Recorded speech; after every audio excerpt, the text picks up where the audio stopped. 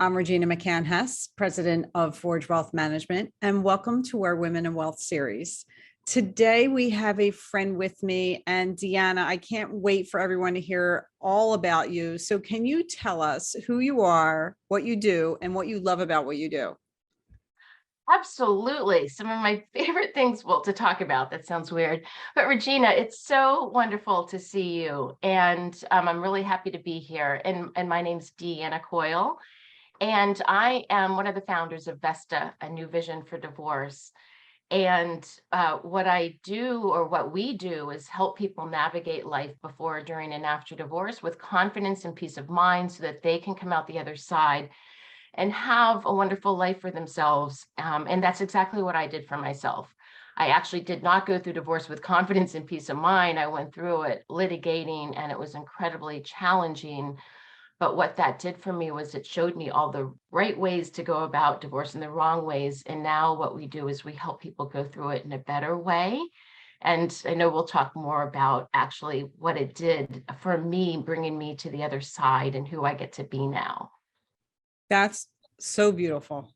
So beautiful. And I can see from being part of your programs how you are trying to change the face of divorce, change the process, change the pain, and make it less painful, more comfortable. You're definitely making major headwinds into that area. Yes, thank you. So it's been, well, for me, but my divorce, it took 3 years and it was finalized about 10 years ago. And a few years after that is when we started putting together programs to help people go through it in a better way. So it's been 8.5 years since we've been doing that here in Massachusetts, where I live. And we've since been expanding across the country, and we're probably in about 15 states now. Wow. Good for you. Good for you. And, do you want to talk a little bit about that program that you run? That Yeah, you're a absolutely. co-founder of it, correct? Right? I am, yes. And how it started was actually I had given up my career as a securities analyst working on Wall Street, something I had worked towards my whole life to build a career in finance. And once we started, my now ex-husband and I, once we started having a family, realized it was really challenging for us to both have those types of careers. So I gave up my career to be a stay-at-home mom, and I took care of the kids in the home, and my ex-husband was able to focus on his career. And when we started going through divorce, when my kids were young, they were 4 and 6, I Mm. had no idea what I was going to do because the type of career that I had wasn't available to me anymore. And looking at research positions that paid a fraction of what I used to make, I wouldn't even get sent on the interviews because I was overqualified. Wow. So I had no idea what I was going to do. And I started working as a financial advisor, actually. And I did that for about 7 years. And it was partway through that journey that I realized if I could build a niche, helping people through what I knew best, so helping people who are going through divorce, that would be a wonderful niche to have. And started gathering professionals who could help in all different areas. I wrote a workshop, an hour-long workshop on how to go through divorce, and not just the financial issues and the legal issues, which you would normally think about, but the personal and family matters too. So brought in about the children and your personal health and self-care and all the things that are important to keep in mind as you're navigating that challenging time. And then it expanded from there with my partners, Bob and Samantha. We started, the programs grew, and it has been an amazing journey. That's fantastic. Thank you. And what you're doing is, I know you're, building a business, but it's also a community service, what you're doing for everyone going through a divorce. If they take advantage of the services that you offer, it is kind of a Right. community service. So that's pretty spectacular. So Yes. So, yeah, go ahead. so what we have is we have events, that are free for people to attend. We have a concierge service, which I head up, which is really amazing. And I probably talked to thousands of people myself through the years. And we in the concierge, we've all been through divorce, so we get it. And when we talk to people, they can hear the passion in our voice and how much we care about what we do and how much we want to help them. And we know by connecting them to the professionals of Vesta that they're going to be helped in the best way. For sure, for sure. No, I have to ask, even though, this is a little bit of a sidetrack, but I'm so impressed by what you've done with public speaking. Give us a little bit of background on that and tell everyone where you are right now with that. It's just so impressive. Oh, thank you. So one of the things I always stress to people, and I do believe it helps them even when they're in the toughest times of going through divorce or thinking about it, is that I do view challenging things in our life, because we're going to have challenges no matter what. Challenging times like divorce can be an opportunity for personal growth and change if you go through it in the right way, with the right mindset, with the right help, the right people by your side. And for me, the one main thing that going through that challenging time helped me to do was to be comfortable with public speaking, and not only comfortable with it, but something that energizes me and makes me realize that that is really the way for me to get my message across to more people. And when I was a securities analyst working on Wall Street, making a lot of money, making decisions that involved, millions of dollars in trades, I had trouble speaking to the traders and to the investment people. And I also gave up opportunities to talk in front of large groups of people because it made me so nervous. I literally would have to write out every single thing I wanted to say, and I would hold it in a little piece of paper and my hands would shake. And who is really going to take advice from someone when they seem so nervous? And it wasn't that I didn't know what I was talking about. It was that I had this fear that was with me ever since, college. I remember I would, at the beginning of a college class, if they said there was a presentation that we'd have to do, I'd be like, let me go Yeah. find another. And so it helped me back all my life. And going through divorce, you bring yourself down to where, I can recreate myself in any way I want, and I can build the life that I want to have. And now is the time, because you have no choice but to find the inner strength that I always knew was there, and I felt I couldn't access until I had no choice to access it. Mhm. And that's when I decided to work on my public speaking, and I did a lot of self-development. And one of the things I did was Toastmasters.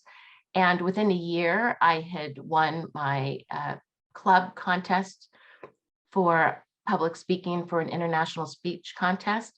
And then through the years, I've won more awards. I've gotten to the area contest level, then the division level. And now in May, I'm going to the district level, and I also won a Triple Crown award. So I'm in each speech that I've had, I've shared an important message, and they've been about dementia. One was about my grandmother's dementia. Another one was about a near-death experience I had where I was kayaking and I went over a 30-foot waterfall, and it was a miracle I lived. Wow. And that speech was about really living in the present and realizing you don't have all this time ahead of you. You don't know what you have, but to really be appreciative and grateful of what you have and to live your life fully every day. And then my most recent speech is about racism that I faced as a child, being half Asian, living in the South, and extreme racism, and how that has impacted my life, and how, and I think that's especially important nowadays with what's going on, to really realize that we're all in this together and everyone is the same. And when you have love in your heart and love for others, that really can lead you a long way. Yes, it can. And I have to tell you, I've always been in all of you, but wow. So impressed. So impressed. I'm so happy for you. And you should, and I hope you are so proud of yourself, because that is a major, major accomplishment. And I get to be on shows like yours and talking to amazing people like you. And that is really what energizes me. Oh, that's fantastic. Fantastic. Thank you for sharing that. Because I know I saw something about, I'm like, oh, I have to ask. I have to ask Deanna about Yeah, that. thank you. I love talking about it, Yeah. obviously, because That's I do believe that when people put their mind to something, and one of the things too, and something I've talked a lot about is going outside of your comfort zone. And that is really where you can learn and grow. And then your comfort zone expands. And yeah. then you can do things that you never thought you could do and continue on that journey. And it never ends. There's Yeah. always more and more that we could do to be our best Absolutely. selves. Absolutely. Every day. Every day. So I know you were in a very tough field before you had kids, and you've evolved into different, professional worlds. Can you tell us maybe some of the challenges that you have faced as a professional woman? Yes, absolutely. Well, there's been a lot of them. And one of my first jobs out of college, I was working in commercial lending, and it was very challenging as a woman to really feel heard and to really be able to speak up. And that actually just brings me to back where I was more nervous about speaking in public. People thought that I wasn't very smart, or at least there were Mhm. some people where I worked.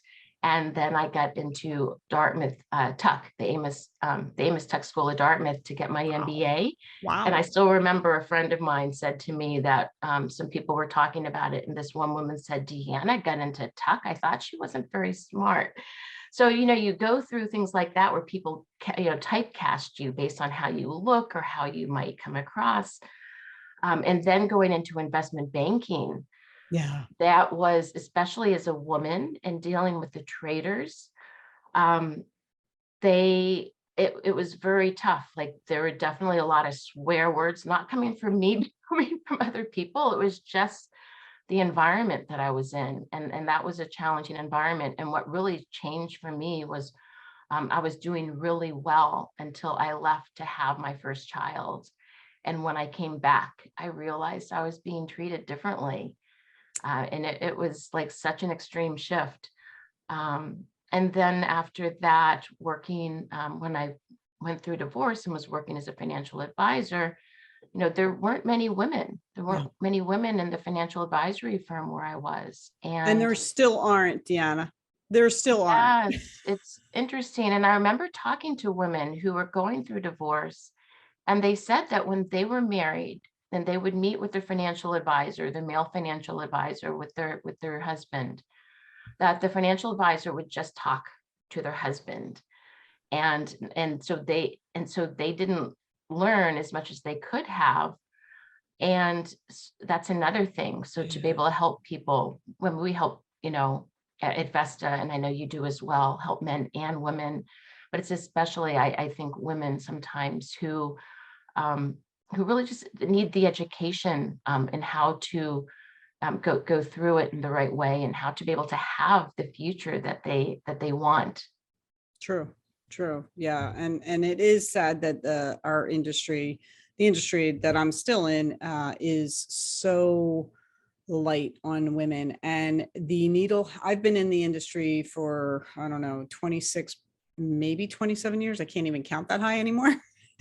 But the percentage of women hasn't changed That's at all interesting. in Yeah. those 20 plus years. And it's really sad because I think it's a great field for women, especially when you have kids, because you can, like if my son has a tennis match today, I just don't schedule any appointments after 3 o'clock. I can work all day and go do that and, still be, attending the children events. You know what I mean? Yes, So, absolutely. so that's pretty cool. Okay, so here's another question, and I know you're still like working hard and Yeah. building the business, but let's fast forward many, many years from now. What's your vision of retirement? My vision of retirement, and I actually just had a birthday, and with each year that goes by, it's hard to imagine. Um, and with each year, I feel blessed that I've been able to have such a wonderful life. Looking forward to retirement, I would always want to do something. And that's why I love what I do now. What I do now with Vesta, I head up the marketing and the concierge.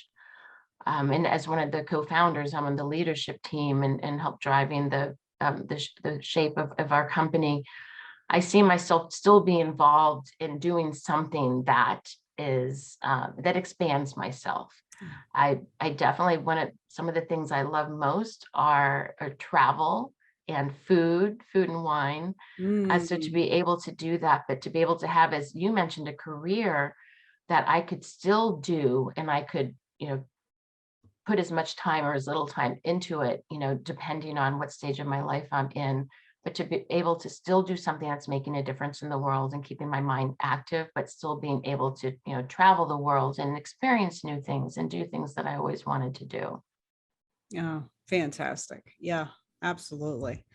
I'm with you on that too. Yeah, right. Absolutely. Well, Deanna, thank you so much for joining me. I really appreciate everything that you do, and I appreciate your time as well. I appreciate you as well. Thank you so much, Regina. Okay.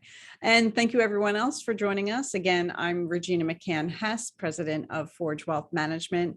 My website is forgewealth.com. You can follow me on Facebook, Twitter, and YouTube at Forge Wealth, and on LinkedIn, I'm Regina McCann Hess. Have a great day.